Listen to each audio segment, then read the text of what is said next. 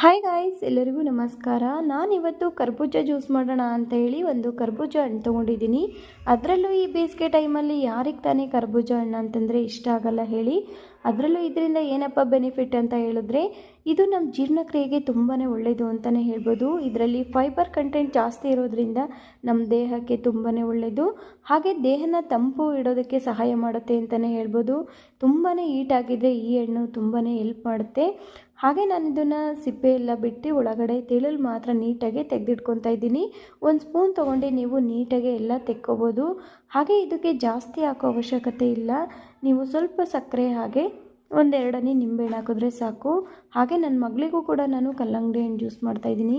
ಈಗ ಮಕ್ಕಳಿಗೂ ಕೂಡ ಬೇಸಿಗೆಯಲ್ಲಿ ರಜಾ ಕೊಟ್ಟಿರ್ತಾರೆ. ಅವರು ಕೂಡ ಬಿಸಿಲಲ್ಲಿ ಆಟಾಡಿ ಬರೋದ್ರಿಂದ ಸ್ವಲ್ಪ ಅವರಿಗೂ ಟಯರ್ಡ್ ಆಗಿರುತ್ತೆ. ಹಾಗಾಗಿ ನಾನು ಕೂಡ ಅವರಿಗೆ ಕರ್ಬೂಜ ಹಣ್ಣು ಜೊತೆಗೆ ಸ್ವಲ್ಪ ಕಲ್ಲಂಗಡಿ ಹಣ್ಣು ಜ್ಯೂಸ್ ಮಾಡ್ತಾಯಿದ್ದೀನಿ.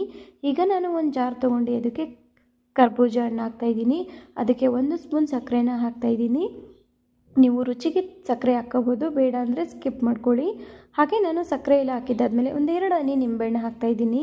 ನಿಂಬೆಹಣ್ಣು ಸಕ್ಕರೆ ಹಾಕೋದ್ರಿಂದ ಸ್ವಲ್ಪ ಟೇಸ್ಟ್ ತುಂಬಾ ಚೆನ್ನಾಗಿರುತ್ತೆ. ನೀವು ಒಂದು ಸಲ ಟ್ರೈ ಮಾಡಿ ನೋಡಿ.